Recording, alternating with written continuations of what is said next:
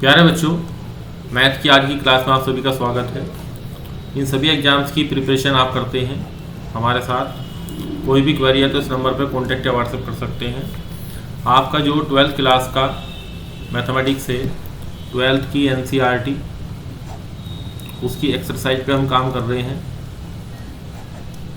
इसमें देखिए फलनों के प्राचलिक रूपों के अवकलन। अब देखिए सबसे पहले जो वर्ड यूज हुआ है प्राचलिक रूप, तो यहाँ पे डेरिवेटिव ऑफ फंक्शन का डिफरेंशिएशन करना है पैरामीट्रिक फॉर्म। पैरामीट्रिक फॉर्म या प्राचलिक फॉर्म क्या होती है? जिसमें x कोई t का फलन होता है या थीटा का फलन होता है, और y भी हमारा t का, दोनों t के रहेंगे या थीटा के फलन रहेंगे। तो ये एक्सरसाइज जो आपकी है, इसमें आपको कह रहा है कि क्वेश्चन नंबर 1 से 10 तक x तथा y में दिए गए समीकरण द्वारा एक दूसरे से प्राचलिक रूप में संबंधित हो। तो ये सभी क्वेश्चन आप देख रहे हैं क्वेश्चन के अंदर, ये सब प्राचलिक रूप से थीटा से या टी से कनेक्टेड हैं। x और y दोनों क्या होंगे? टी से कनेक्टेड होंगे। आप इसमें y को x के टर्म्स में भी फाइंड आउट कर सकते हैं, y को x के फलन के रूप में भी परिभाषित कर सकते हैं। तब आपको dy/dx निकालना है। अब यहाँ आपको क्वेश्चन में देखिए क्या कहा गया है, तो प्राचलनों का विलोपन किए बिना। तो मैंने जो आपको मेथड बताया कि हम t को एलिमिनेट कर देते हैं, विलोपन कर देते हैं, तो क्वेश्चन हमारा कई बार इजीली सोल्व आउट हो जाता है।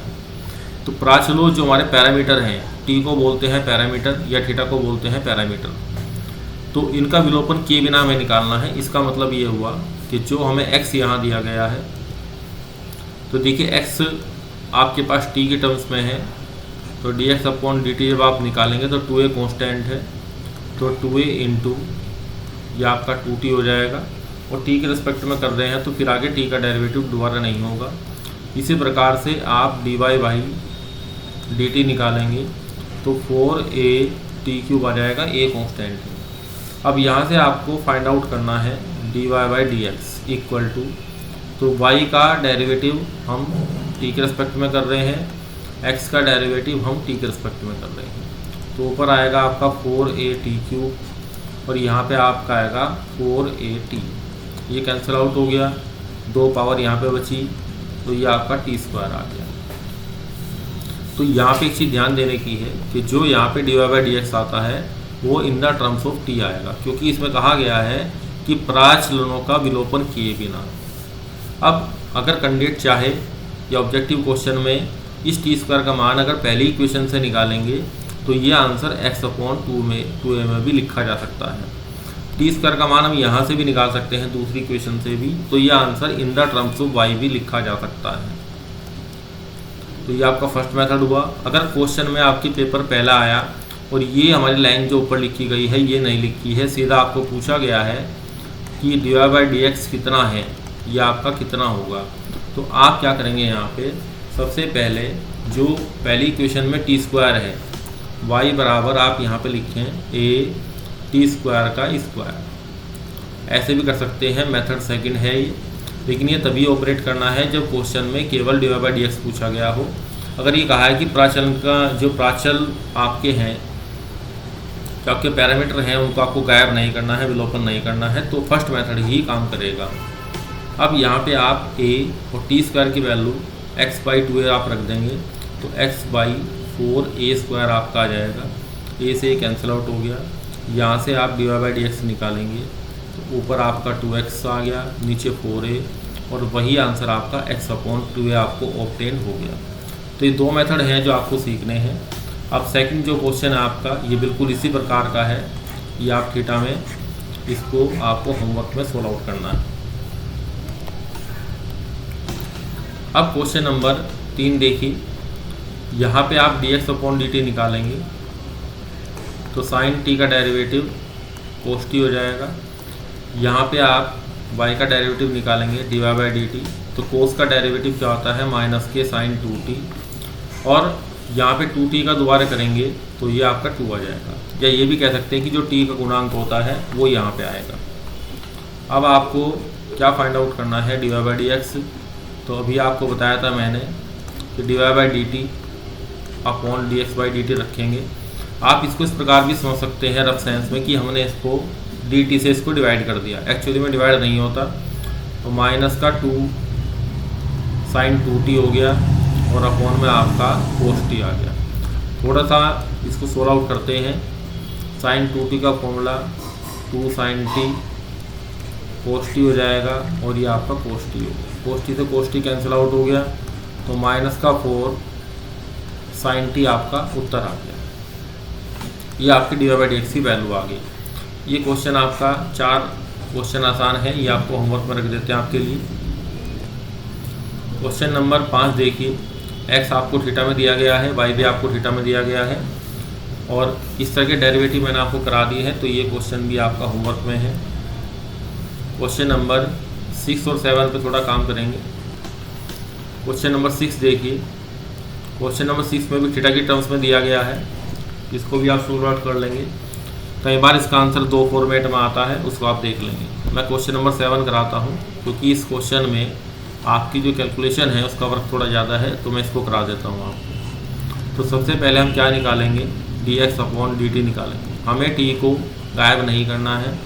जब आपके पास रूल कौन सा होता है, डिवीजन वाला, इसको ध्यान से देखिए। तो नीचे वाले का वर्क करेंगे, नीचे वाला फंक्शन ऊपर झुकातू रखेंगे। अब साइन क्यूब टी आपके पास है, इसका डेरिवेटिव बनाएंगे। पहले पावर के रिस्पेक्ट में होगा, फिर साइन टी का डेरिवेटिव कोस टी हो जाएगा माइनस। अब आप साइन क्यूब टी जो ऊपर वाला है उसको झुकातू रखेंगे। अंडर रूट कोस 2t का डेरिवेटिव, रूट एक्स का डेरिवेटिव 1/2 रूट एक्स होता है। कोस 2t का डेरिवेटिव माइनस के साइन 2t और इंटू 2 हो गया। तो ये डिफरेंशिएशन बेसिकली बड़े हैं, तो ये क्वेश्चन जब आपका आएगा तो फिर ये 5 नंबर में जाएगा क्योंकि डिफरेंशिएशन का काम इसके अंदर ज़्यादा है। अब यहाँ पे इस 2 से 2 को काट देते हैं। ये जो अंडर रूट आपका अंडर रूट कोस 2t है, जब इसको एलसीएम लेंगे तो ये इससे मल्टीप्लाई करेंगे और फिर ये नीचे भी आएगा। ये कैलकुलेशन थोड़ी सी ध्यान से करनी है आपको। तो ये आपका आ जाएगा कोस 2t और 3 को बाहर लिख देता हूँ, sine square T cos t minus का, अब ये माइनस माइनस प्लस हो गया, फिर ये आपका साइन 2t आ गया और साइन क्यूब टी आ गया। कैलकुलेशन का पार्ट है, इसी प्रकार से करना पड़ेगा। अब थोड़ा सा इसको फर्दर फिर सोल्व आउट करना पड़ेगा। यहाँ पे जो 2 साइन 2t है, इसको आप क्या करें, 2 साइन टी कोस टी लिख लें, तो यहाँ पे जो 3 पावर है वो 4 हो जाएंगी। अब यहाँ से कुछ कॉमन आने की पॉसिबिलिटी लग रही है। ये साइन स्क्वायर टी और कोस टी, ये आपका कॉमन आ गया। साइन स्क्वायर टी और कोस टी कॉमन आ गया। अंदर क्या बचा, 3 कोस 2t और प्लस का बचेगा यहाँ पे आपका 2 साइन स्क्वायर टी और नीचे आपका कोस 2t की पावर 3/2 यहाँ पे बचा हुआ है। अब यहाँ पे 2 साइन स्क्वायर टी को आप कन्वर्ट कर सकते हैं क्योंकि नीचे भी कोस 2t है। यहाँ इसको लिख सकते हैं आप 1 माइनस कोस 2t, क्योंकि कोस 2 थीटा होता है 1 माइनस 2 साइन स्क्वायर थीटा। तो यहाँ पे कुछ कैलकुलेशन आपकी थोड़ी सी आसान हो जाएगी। तो ये ऊपर क्या बचा, sine square T cos t और ये आपका ब्रैकेट में बचेगा 1 प्लस 2 कोस 2t और बटे में आपका वही बच रहा है कोस 2t की पावर 3/2। जिस तरीके से हमने x का डेरिवेटिव निकाला है उसी प्रकार से यहाँ पे y का डेरिवेटिव निकाला जाएगा और फिर दोनों को डिवाइड किया जाएगा। इस तरीके से आप क्वेश्चन को प्रोसीड कर सकते हैं। मेथड आपका सेम चलेगा क्योंकि यहाँ जो आप फंक्शन देख रहे हैं ये फंक्शन बस यहाँ पे कोस से कन्वर्ट है। तो इस प्रकार से इस क्वेश्चन का आप कम्प्लीटली सोल्व आउट करेंगे। अब चलते हैं हम नेक्स्ट क्वेश्चन की तरफ। नेक्स्ट क्वेश्चन में आपको x t के टर्म्स में दिया गया है, y t के टर्म्स में दिया गया है। यहाँ पे 9वें क्वेश्चन में x थीटा के टर्म्स में दिया गया है। ये आपकी इजी कैलकुलेशन वाले क्वेश्चन है। क्वेश्चन नंबर 10 भी आपका पहले से रिपीटेड क्वेश्चन है जो ऊपर कराया था मैंने आपको। बस यहाँ पे इस क्वेश्चन को मैं आपको करा देता हूँ क्योंकि यहाँ पे प्रोडक्ट रूल रहेगा। dx अपॉन डी थीटा आप निकालेंगे तो ए, अब यहाँ पे कोस थीटा का डेरिवेटिव माइनस के साइन थीटा। अब यहाँ पे एक चीज़ ध्यान रखनी है कि थीटा हमारे पास क्या है, वेरिएबल है, तो यहाँ प्रोडक्ट टूल लगेगा थीटा जुका टू, साइन थीटा का derivative cos theta plus sine theta जुका टू रखेंगे और थीटा का डेरिवेटिव यहाँ पे बनाएगा। तो जिन क्वेश्चंस में कुछ थोड़ा सा अलग तरीके का काम है वो मैंने आपको करा दिया। साइन थीटा से साइन थीटा कट गया, माइनस के ए थीटा कोस थीटा आ गया। अब हम y का डेरिवेटिव करते हैं dy by D theta, theta के रेस्पेक्ट में a साइन थीटा का डेरिवेटिव कोस थीटा। अब बाहर माइनस एक ध्यान रखना, तो इसलिए यहाँ क्या करते हैं, यहाँ ब्रैकेट चेंज कर लेते हैं, theta at is cos theta का डेरिवेटिव माइनस के साइन थीटा, तो माइनस में यहाँ लगा देता हूँ। तो थोड़ा सा माइनस की जो कंडीशन है उसका ध्यान रखें, कोस थीटा और थीटा का डेरिवेटिव यहाँ पे बना के कर्ली ब्रैकेट बंद कर देते हैं। अब यहाँ क्या होगा, ए बाहर रहेगा, ये कोस थीटा और ये माइनस का कोस थीटा, ये जीरो हो जाएगा और अंदर minus minus plus theta sine theta आपका आ जाएगा। तो थोड़ा सा साइन का ध्यान रखना है इस क्वेश्चन में।